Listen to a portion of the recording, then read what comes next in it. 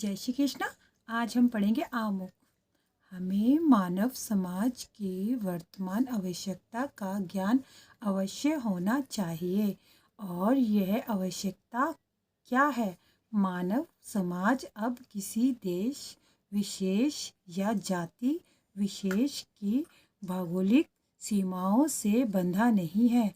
यह मध्ययुग की अपेक्षा अधिक व्यापक है और अब एक राज्य अथवा एक मानव समाज की सार्वभौम प्रवृत्ति परिलक्षित होती है। श्रीमद् भागवत के अनुसार आध्यात्मिक समाज के आदर्श समग्र मानव समाज की एक रूपता पर अथवा कहना चाहे तो न्यूधिक जीव आत्माओं की समग्र शक्ति पर आधारित है। महान विचारक इसे सफल आदर्शवाद बनाने की आवश्यकता का अनुभव करते हैं।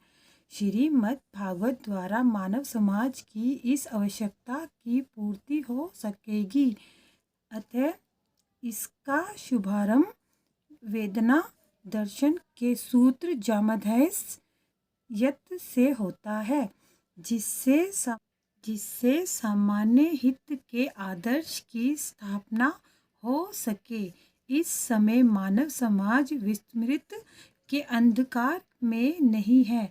इनसे समग्र विश्व में भौतिक सुविधाओं, शिक्षा तथा आर्थिक विकास के क्षेत्र में तेजी से प्रगति की है, किंतु इस समाज के विराट वपु में कहीं ना कहीं कुछ चुभन है, जिससे छोटी छोटी बातों पर भी व्यापक रूप से झगड़े हो रहे हैं।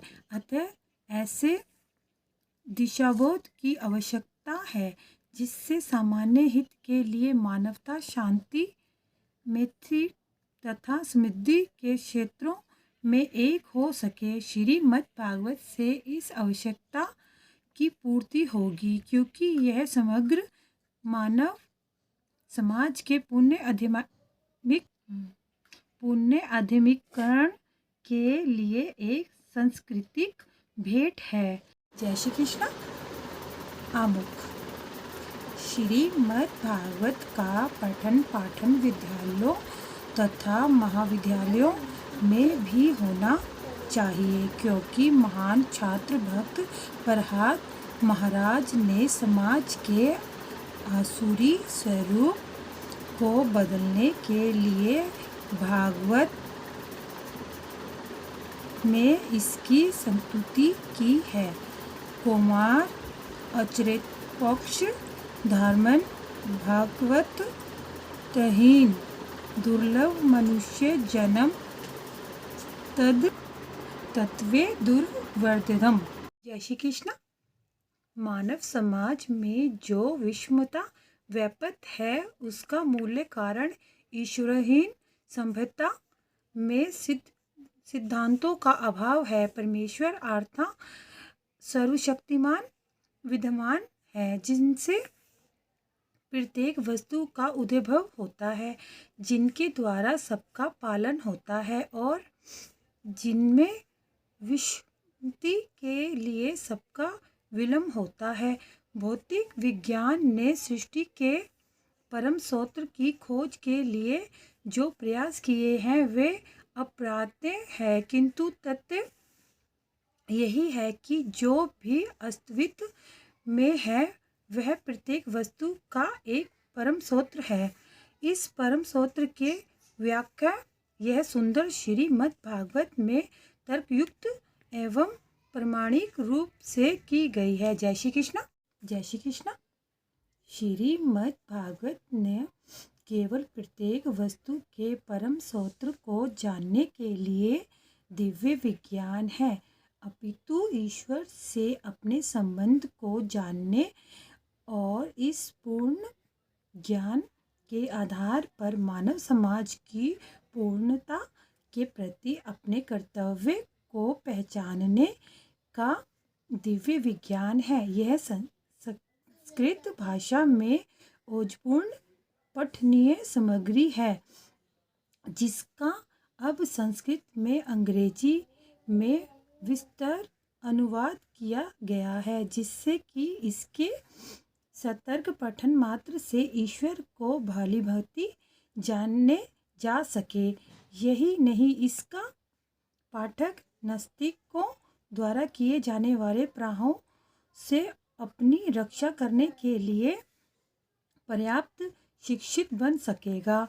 इसके अतिरिक्त पाठक दूसरों को भी सुनिश्चित सिद्धांत के रूप में ईश्वर को स्वीकार करने में सक्षम हो सकेगा। जय श्री कृष्ण। जय श्री कृष्ण।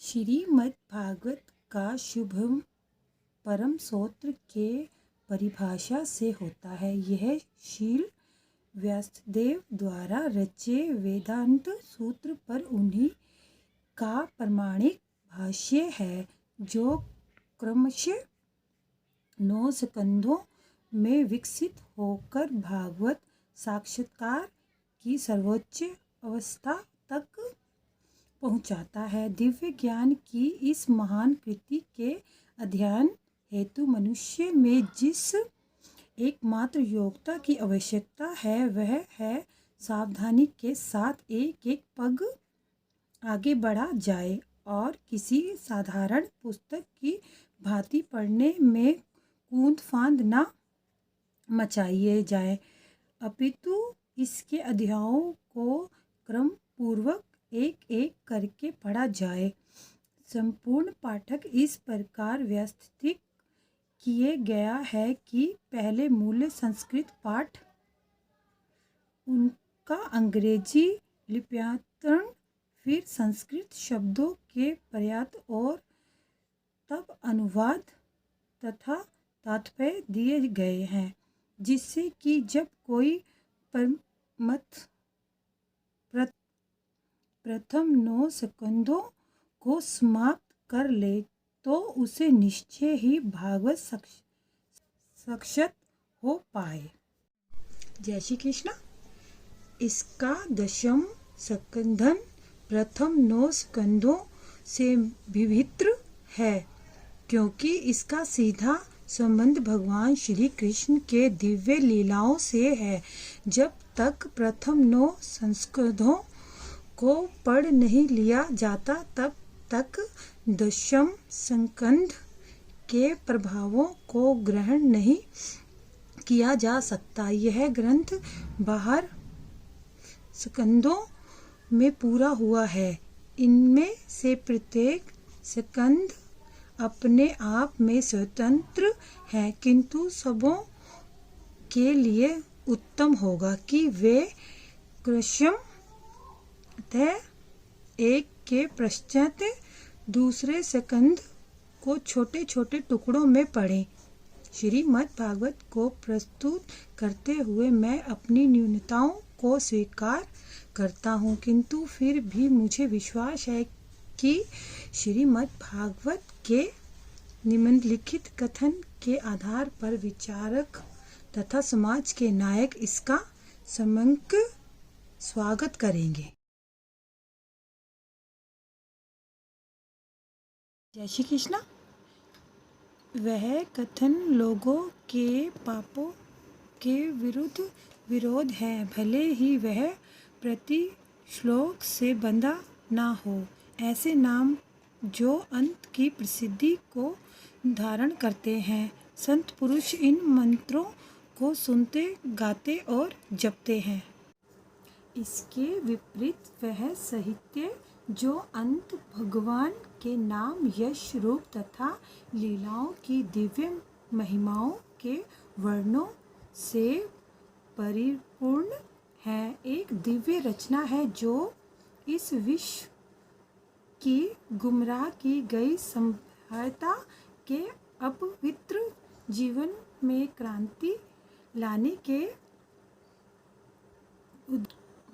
उद्देश्य से रची गई है। ऐसे दिव्य साहित्य भले ही अनियमित रूप से वर्णित हो, किंतु उसे पवित्र एवं धर्मनिष्ठ साधुजनों के द्वारा सुना गया और स्वीकार किया जाता है। जय श्री कृष्ण। लाइक करो, शेयर करो, सब्सक्राइब करो।